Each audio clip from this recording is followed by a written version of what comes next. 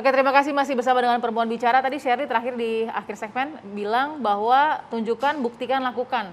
Nah, apakah ada korelasinya Mbak Devi antara tadi permintaan pemenuhan janji-janji kampanye Presiden dengan arus kritik yang terjadi?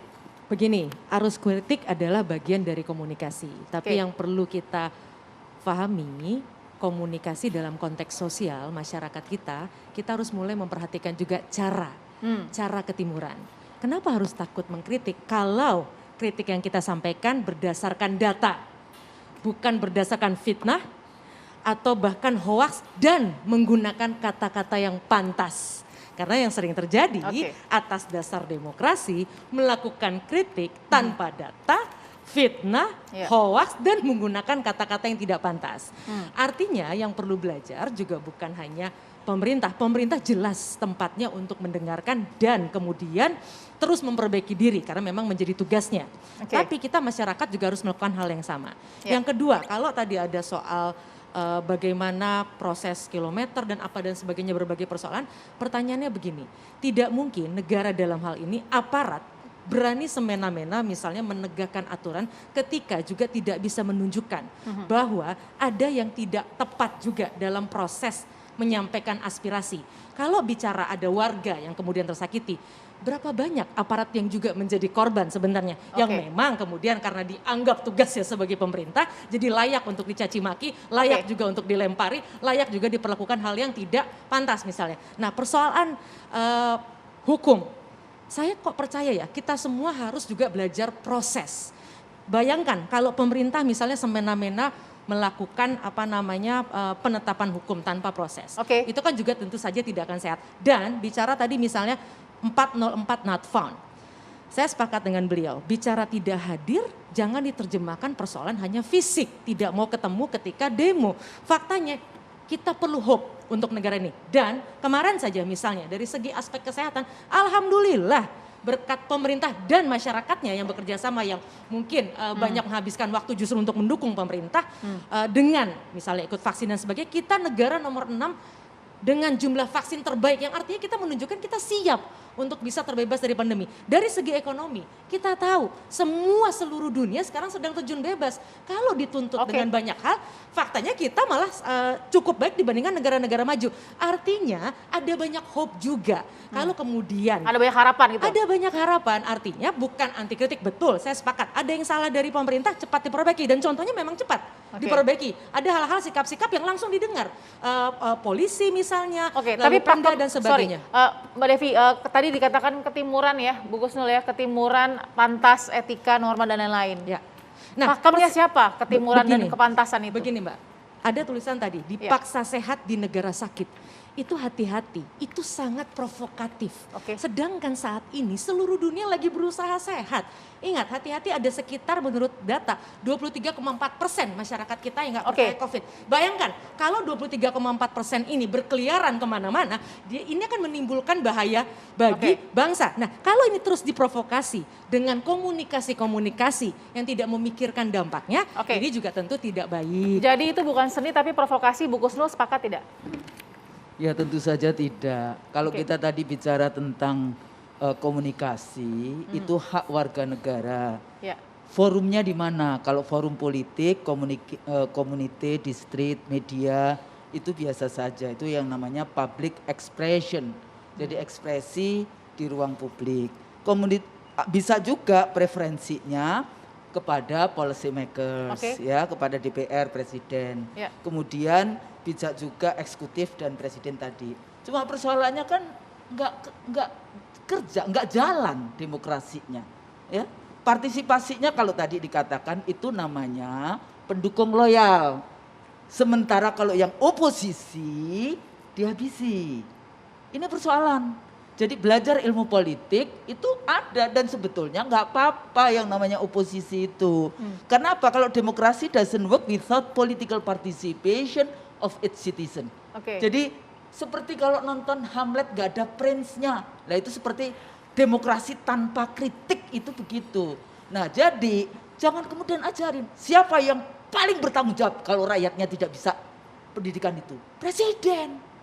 Kalau rakyatnya goblok yang tadi dikatakan, siapa yang salah? Presiden. Loh kan tapi ada jajarannya. Loh ya iya, presiden dan seluruh jajaran, makanya sistem di dalam konteks itu leadership itu menjadi sangat penting.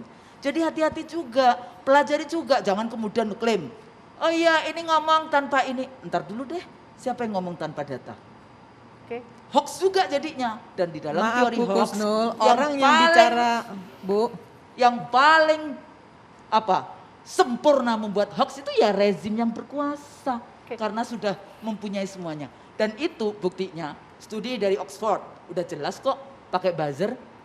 Ya, pemerintah ini. Saya tambahkan dulu sedikit. Kemudian apa? Udah jelas ditemukan buzzer rupiah itu berapa anggaran APBN. Anda bisa bayangkan, negara, rezim membayar buzzer untuk menghabisi rakyatnya sendiri. Itu gimana? nah ini fitnah nih. Ini salah satu fitnah yang menurut saya sangat berbahaya. Hati-hati mengatakan Ya, fitnah. fitnah. Karena begini, tidak mungkin pemerintah membayar buzzer dan saya mau tahu. Pendukung loyal. Mana? Jadi nggak mau mendengarkan kritik. Kalau itu Ibu mengatakan persoalannya. ini pemerintah bayar, tolong tunjukkan kepada saya anggarannya. Karena kita nggak bisa hanya bicara menunjuk-nunjuk pemerintah tanpa data. Mana anggarannya? Harus ada anggaran. Ya, ada anggarannya. Saya mau lihat anggarannya di mana untuk membayar buzzer. Itu yang pertama. Yang kedua, Ibu ngomong formal. tadi kalau saya Ibu ngomong formal. Banyak sekali anggaran-anggaran Nggak bisa, yang Bu. itu tidak formal. Anda cek aja Pejaten. saya kasih tahu juga.